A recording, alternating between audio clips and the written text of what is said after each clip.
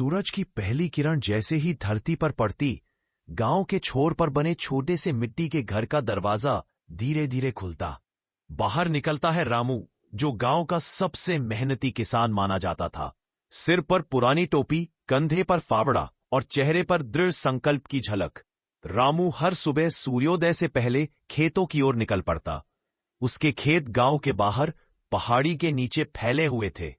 मिट्टी उपजाऊ थी, पर बारिश के भरोसे खेती करना आसान नहीं था। कई बार फसलें सूख जाती, कई बार बाढ़ में बह जाती, पर रामू का हौसला कभी नहीं टूटा। वो कहता था, धरती मां कभी अपने बेटे को भूखा नहीं रखती, बस सच्ची मेहनत करनी चाहिए। उस दिन भी वही रूटीन था।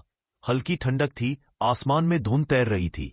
रामू खेत पहुंचा, हाथों में मिट्टी उठाकर सूंघी। अभी तो थोड़ी नमी बाकी है, अच्छा समय है बुवाई का। उसने बैलों को जोता और जमीन को फसलों के लिए तैयार करने लगा। पसीना उसके माथे से टपकता, पर चेहरे पर मुस्कान थी, क्योंकि उसे पता था कि धोए और खाना खाया। उनकी छोटी बेटी गुड़िया पास में बैठी थी, जो स्कूल में पढ़ती थी। वह कहती, बाबा, जब मैं बड़ी हो जाऊंगी तो मैं भी खेत में हल चलाऊंगी। रामू हंसते हुए बोला, नहीं बेटी, तू तो पढ़ लिखकर अफसर बनेगी, ताकि किसी दिन अपने खेतों के लिए पानी और बिजली का इंतजाम खुद कर सके। गांव के दूसरे किसान अक्सर रामू से सलाह लेने आते। कोई बीज की किस्म पूछता, कोई बताता कि उसके खेत में कीड़े लग गए हैं। रामू सबकी मदद करता, क्योंकि वह जानता था किसान की असली ताकत उसकी एकता में है। मगर रामू ने हार नहीं मानी। उसने अपने घर के पास की पुरानी कुएं को खुद अपने हाथों से फिर से खोदा। दिन रात मेहनत की, पत्थर निकाले, मिट्टी फेंकी और आखिरकार पानी की झिलमिल झलक दिखी। वह खुशी से चिल्लाया, अब मेरी फसल बचेगी। कुएं के पानी से उसने सिंचाई की नई तकनीक अपनाई। बांस की नलियां लगाई, जिससे पानी बराबर बराबर खेतों में पहुंचे।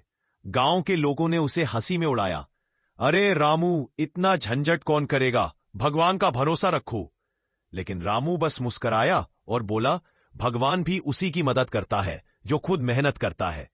कुछ महीनों बाद, जब बाकी खेत सूखे पड़े थे, रामू के खेतों में हरे भरे पौधे लहराने लगे।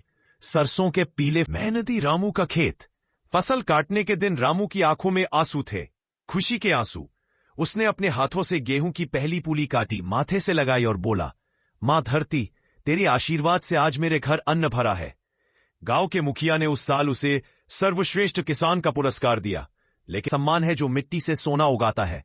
रामू ने अपनी कमाई से गांव में एक किसान सहायता केंद्र बनाया, जहां वह दूसरों को नई तकनीकें सिखाता, जैसे जल संरक्षण, जैविक खेती और बीजों का सही चुनाव। धीरे धीरे पूरा गांव उसकी राह पर चल पड़ा। अब गांव की पहचान थी मेहनत और नवाचार वाला गांव। एक शाम रामू अपने खेत में बैठा था। सूरज ढल रहा था, हवा में गेहूं की खुशबू थी और आसमान नारंगी रंग से रंगा था।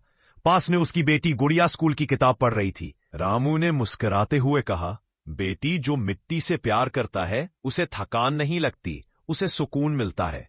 मेरे लिए खेत सिर्फ काम नहीं, जीवन है। उस दिन आसमान में हल्की बारिश होने लगी। आसमान दोनों से आशीर्वाद ले रहा हो। उसके चेहरे पर संतोष था, क्योंकि उसे पता था कि उसकी मेहनत ने न सिर्फ उसकी किस्मत बदली, बल्कि पूरे गांव की सोच